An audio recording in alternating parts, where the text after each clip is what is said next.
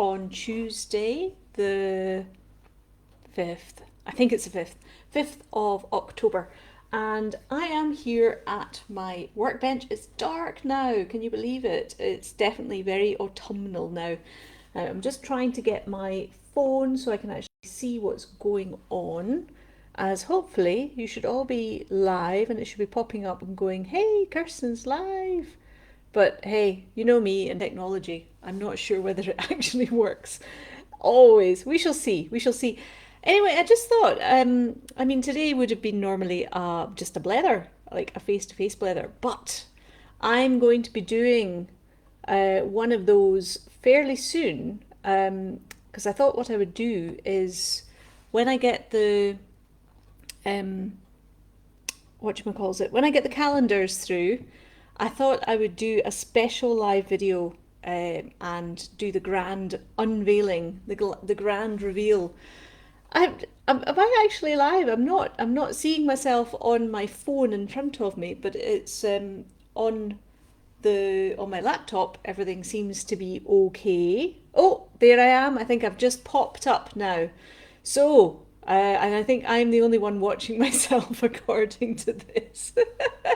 So we shall see how it goes. Anyway, yeah. So I just thought for a bit of a change, really, because I've been spending the last gosh, I mean, like it's been 4 or 5 days that I've been spending sorting out all the shop orders from last Wednesday, plus the Halloween trees pre-orders that now that I've got the Halloween trees, and also I'm starting to go through the sleepy wee pumpkin mice or wee sleepy pumpkin mice orders for October Squeak Show. Could I have made things any more complicated for myself? Well, yes, I no, I probably couldn't have actually. It's been the busiest month. I can't tell you how busy it's been, but you might have been able to tell a little bit from all the madness that's going on. So basically, what I need to do, and I just thought, well, why not talk my way through what's going on? I need to make up all the little jars and vials and pumpkins and things which are going to go on all of the Halloween trees. You'll remember these. These are the gorgeous trees which were made by Rachel Pettit, who's just, I love her work, and it's been such a privilege working with her. Both on these and also on the little boats for the sailing mice in June and also for the autumn trees mice for next month. And then it'll be one more mouse to go, and that's the Squeak Show finished. My word, my goodness. So, yes, so a lot of what I do is not just making creatures. In fact, that's probably only half of what I do. A lot of it is making all the accessories. And I know that Mary Jo is always amazed that I make most of the accessories myself. So I just thought it'd be fun to show you the sort of thing that I do to make up all the little accessories that I have. And today it's going to be the little jars. Now, I can't do the resin ones because that's just, it takes forever, as I discovered, and it's very messy and it's just all a bit not really a spectator sport. However, I will be making up some more of the dragon's blood, but just even to talk you through how I made the dragon's blood. Do you know what I do now? I don't know whether you can see that from here. Probably not. Let's see if I can get more light on it. Oh, that's better. That works out. Except the focus isn't really there, but you'll see that there's lots of bubbles in this in the dragon's blood, and that's just little glass spheres which I load up into the bottle first of all, and then I pour in a tinted resin and it looks like all bubbly blood. So I need to make up some more of the purple resin so that I can then make more dragon's blood. This is where I have to do sort of a wicked witchy noise. It's funny actually, has anybody read and watched Good Omens by Neil Gaiman and Terry Pratchett? It was written back in the 1990s, I think early 1990s, and it's been dramatised umpteen times, but the most recent was something for Amazon, and we've just watched them. I mean, we watched it a while ago, but we actually properly watched them and didn't fall asleep during it this time, and that was good fun. Anyway, but it's just wonderful. I'm kind of identifying with Agnes Nutter, the witch who predicted the nice and what was it? The nice and accurate predictions of Agnes Nutter, which predicted the Armageddon, end of the world, apocalypse, all that sort of stuff. And I just imagine her with all these little jars of potions and things. So I just thought I would share. So this is the dragon's blood with the lots of little bubbles in it and resin. Then we've got the poison, which is actually just plain resin, but it looks like poison. What I did, gosh, sorry, the light's not very good at the moment, but it's actually sort of a bluey, purpley colour. What I did was take what was left over from the dragon's blood and add a few drops of black colour, tinted colour, to it to make it more of a sort of an evil, potiony, kind of poisony colour. Anyway, so that was fun. So there's only one, I think one person's wanting poison. We won't ask any more than that. The other fun things that I've done, these are all my little eye of Newts. Eyes of Newt? Not quite sure how that should be said. But basically, I did these. Oh, here we go. That's probably the easiest way to do it. So they are actually tiny little eyeballs. And they're made out of glow-in-the-dark clay. So I had to play around and get the right colour. And I've put a little dot for the iris. Sorry, I should get my finger out of the way. See if you can see that okay. So the iris is there with a little dot of silver, sparkly black clay. That then I had to sort of bake them all, and then I'll be feeding them into a little pot. So I have one pot of the Eye of Newt made up, but I need to do another one. I actually tried to take out a few from the jar itself, and I couldn't get them out. It's just so frustrating when you can't take out your Newt's eyes when you need them. Anyway, so yes, I had fun. This is a couple of weeks ago that I made up all these little extras and little bits for the potion jars. So they were the eyes of Newt. These were the bat's wings. I haven't made that many of them. But I cut out each one individually and had to really play around with the size of them so that they would fit through the jar, the neck of the jar, because the jars are tiny and they're a bit they're not uniform size, I think, just because they're glass. They're amazing. They must be blown glass. I don't know how they've done them. But anyway, so I had to play around with how to cut out the ideal bat wing shape, slightly curve it so that it looked as though it was dry, and then bake them as well. So and by curling them a little bit as well, that means that they sit more visibly in the jar, I suppose you could say. Let me just put them down. This is one of the jars that hasn't got the label on it yet, but you can actually see it looks more like wings rather than just lying flat. That was what I was a bit concerned about. But I didn't need to bother. By curving them, that made a difference. So we have a bat wing that's escaped. The other things that I used for the goblin's teeth were just tiny bits of cork. Now, actually, I had a lot of fun with going on eBay one Saturday morning, and I found an absolute treasure trove of tiny little miniature things in miniature railway scenery shops. Okay, might sound a bit bizarre, but these are just you would stroke them up into a pile like rocks or something on 148th scale, a railway scene. So they're just brilliant for these miniature bottles. They're just super. So these were, and I again apologise that the light is not that good and you can't really see it very well, but they're little bits of cork that look like rotten goblin's teeth. I think my favourite one though are these. Now, some of you might have come across this. This is the pink one. It's kind of a moss, and it can be used for like bushes and things when it comes into the model railway scenery thing. But they are perfect as lungs of harpies, as I called them, because look how, I mean, they really are very, very lung-like, if that's such a word. Oh gosh, goodness. I'm not sure whether there should be an auto focus thing on this, but I'm not sure whether there is.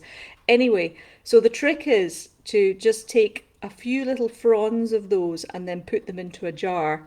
So that's the one that I made before. And it actually, well, I can see, I'm not sure that you can see, but it looks like a little, a lung of a harpy. Because I was thinking, what uses their lungs more? And harpies sing in C. So yeah, so I got this stuff. I got some green stuff as well. I think I started off with the green, but then I found that they actually had pink as well, which I was just like, well, that's even more perfect for lungs, isn't it? So that was all good fun. There's lots of things in here that I haven't. Oh, there's the cork. Do you see how? I mean, it's just I had a lot of fun with this. So there are the little bits of cork. I got little bits, lots of things which I actually haven't used. There's some black glass lumps, which are gorgeous, and I don't know what I'm going to do with them. But I got lots of different colours. So there's a blue glass and green one, and what else? Some clear, like it's just amazing. I never knew such things existed. So I had lots of fun, and I came across this. Now I haven't used this yet, and I don't quite know what I'm going to do for it, but that would look really good in fact, this is obviously perfect Halloween colours, so I will have to do something with them for Halloween, just doing a few extra bits and pieces. And there's some extra leaves as well. So wow, I mean, it's enough to make you want to go into doing model railways, to be honest, maybe. And some other bits of snow and stuff. And the other fun thing, which I found as well, this is totally random, but these are Doll's House miniature ice cubes, okay? So they're designed to go in glasses or in a champagne chiller or cooler or something like that. And they're just like little nubs of plastic. But again, I just thought, oh, they'd look really cool in a jar. So, oh, and now I've just spilt them everywhere. Oh well, not to worry. So finding the inclusions, working out what was what, that's been lots and lots of fun. The other thing I had to do was to design the labels. And I did this. I found a sort of a background. This is obviously much larger size. And then I actually just cut out my own, or typed in a desktop publishing program, my own words for it. So dragon's blood, wing of bat, etc. And then, just printed them out to the right size. These are 0.6 millimeters tall and 1.5 centimeters wide.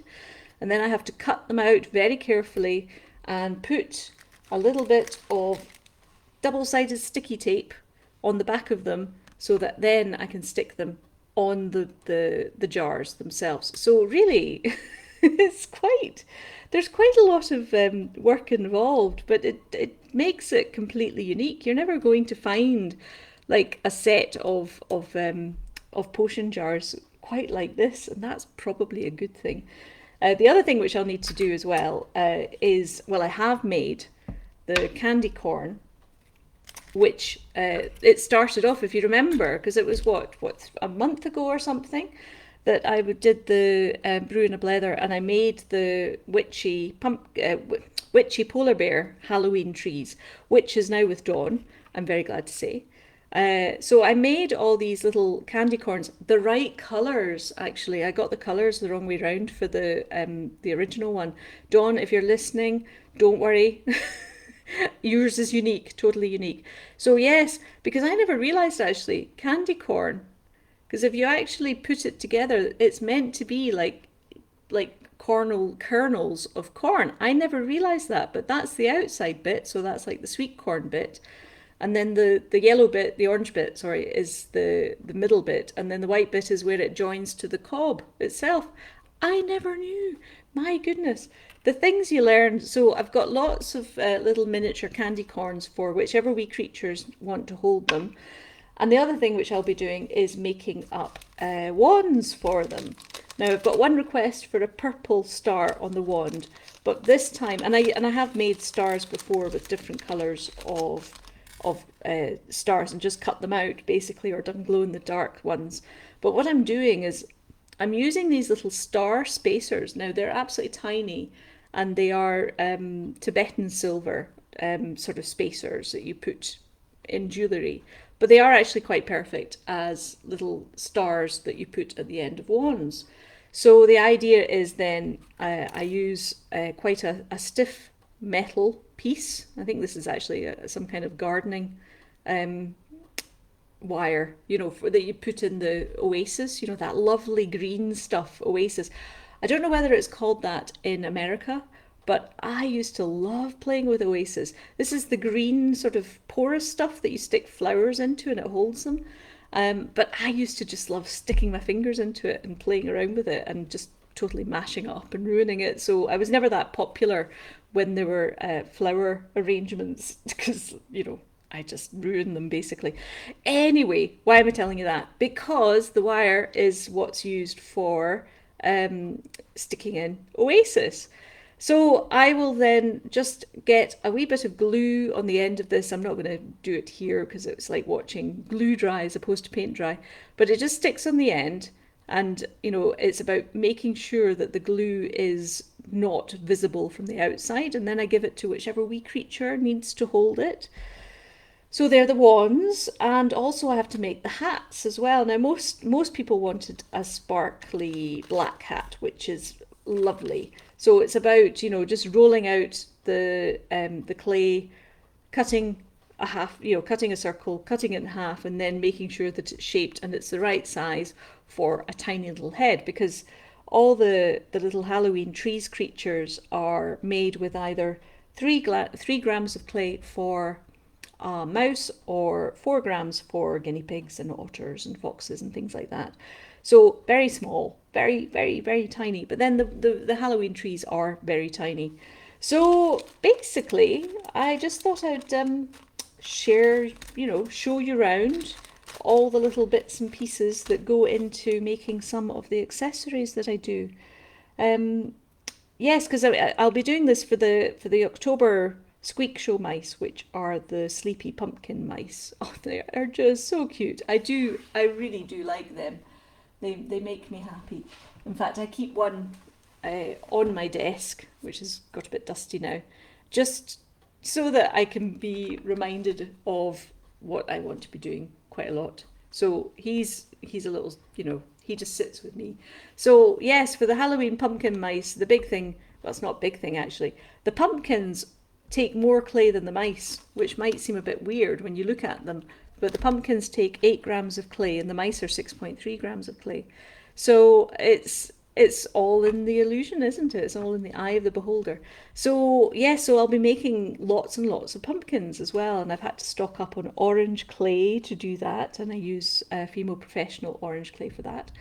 And yes, so it's going to be busy because I want to really get as many of the Halloween, certainly the Halloween trees creatures, and if people have asked for a pumpkin mouse as well, then I want to get them all made and sent off, particularly for America, so that they reach there in time for Halloween itself, so that the wee creatures can celebrate all the fun of Halloween. Basically, it's a much more I think it's celebrated more seriously over there. So anyway, oh, I really have blethered on, and I'm now going to just move over and see, because I've only been going for 18 minutes, my goodness. But I was in two minds about whether I would, I can't even see any comments on my screen. I don't know what's happening. Oh, they're on that side. Oh goodness, right, there's lots of comments. Sorry, I'm going to just be off camera for a bit, but I'll keep blethering. I think Facebook have done, well, it might be, what's the word? It might still be a continuing issue that they have after the blackouts of yesterday. Who knows about that? That was all quite fun. I'm just wondering whether I can now actually just turn the camera so that I can look at it, because I think really there's not much else happening. There we go, that's me. Excellent. All right, there I am. Hello, hello. Right, and this is going to be very weird because if I look at you, um, it's a little bit squint, but you can live with that, can't you? Just ignore the double chins, and I'll try not to look over at my laptop because then it just looks as though I'm kind of way over there. But then I can't read your comments. So anyway, yes. So I don't know whether there was. In fact, I am going to have to go and look at the comments anyway. So yes, so we have Lorna and hello Dawn. We have Vicky. No, but Vicky's saying she can't get onto the link. Lorna's, I'm not sure I'm watching this live. Pretty sure the orange bit should be some kind of coagulated blood.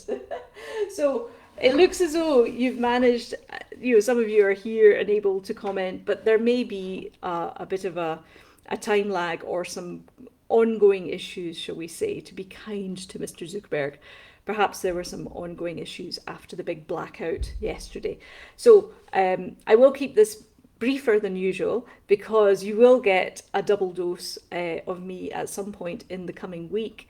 I paid for all the calendars and they went to the printers last Thursday, I think, or Wednesday or Thursday, and they said it would take 7 to 10 days for them to all be printed up. I've ordered 120 calendars to begin with, but I have been assured that there will be scope to order more if we need more. So let's see how they go. And the sooner that we can get an idea of who wants them all, then the sooner I can order some more up if we need to. But you wouldn't believe how much organising there's been around them. Not just the toing and froing to get the proofs sorted out. That took quite a bit of doing. But then it's like, well, how do I package them? How do I present them? How do I send them? Where do I send them? Do I send them with a creature or without? And I think it's probably better without because it's easier to send them as large letters. But then what if people want to have cards as well as a calendar? So then I'd need to have like a little box to go with the I mean, honestly, it's been, wow, it's been an experience all round, to be honest. So the long and the short and the whole point of talking about that and mentioning it is that I shall do another live when the calendars come through, and I'll, like I did for Tara's beautiful, it's the the wee things in life, the opening of the box. So I'd love to do something like that, just to show you all the photographs and the scenes and how it's turned out and what it looks like now, because I'm so excited to show you. I really am. I can't wait to tell you. And I'll need to learn how to do like snazzy, fancy, techie things like screen sharing, because then you'll be able to see all the actual scenes close up. Because if I was trying to hold the calendar up in front of the webcam, it probably wouldn't work out terribly well, and you wouldn't get to see all the beautiful photographs that Holly has taken. So that's coming. So I will, I'll stop whittering on now, but I just wanted to share with you a little bit of what goes on behind the scenes for the making the accessories, and how much fun I have making the accessories and coming up with new ideas for them. So my job this week is to hopefully work on all the Halloween trees, creatures, and the pumpkin mice for those who live overseas and those who want to celebrate Halloween with their wee creatures. So that's the first thing. But I also want to be doing some extra one-off Halloween creatures too. So it'd be really useful, it'd be really helpful if you could let me know if you have any special requests. I know I had a spooky wee spider penguin, I think that's what I called him, a spooky wee flying spider penguin over the weekend. No, not the weekend. At the event last week. So I did lots of flying creatures last year. Do you remember? It was great. I think I got not a strike, but I got a what do you call it? Breach of copyright kind of slap on the wrist for using the Ride of the Valkyries, Wagner's Ride of the Valkyries music, when I took the short video of watching them all flying, all the witchy mice, witchy broomstick mice, and also Dracula mouse. And so Anyway, I really am waffling here, but if you have any special requests for particular Halloween creatures, let me know and I will do my best to fit them in. This is going to be a big making month. It has been a bit of a sort of a perfect storm with doing a pre-order and the Squeak Show mouse at round about the same time. It's just been a little bit frantic, but we'll get there, as we always will, and I'm looking forward to having some time off over Christmas. Anyway, so there you go. That's me.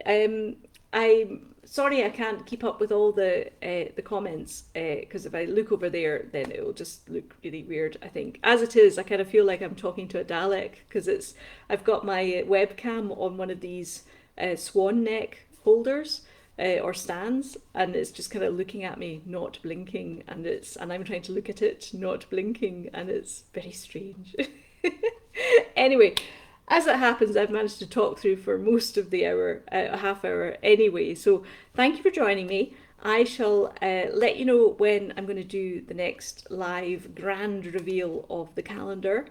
And if you have any suggestions for Halloween creatures you'd like to see, let me know. And if you have any questions or and apologies for having senior moments or forgetting to reply or not getting round to emails, or it's just I'm seriously quite astonished at how busy the last month has been. Yeah, but we're getting there. And wow, like we've got 2 mice left of the Squeak Show. It's been an incredible year. So thank you all for being on the journey and for for putting up with me and cheering me on and supporting and adopting so many wee creatures. So anyway, right, I shall go now, and my laptop has just gone to sleep, so I better wake it up so that I can then sign off properly. Anyway, lovely to see you all, and I shall see you no doubt tomorrow in the group. Night night, bye.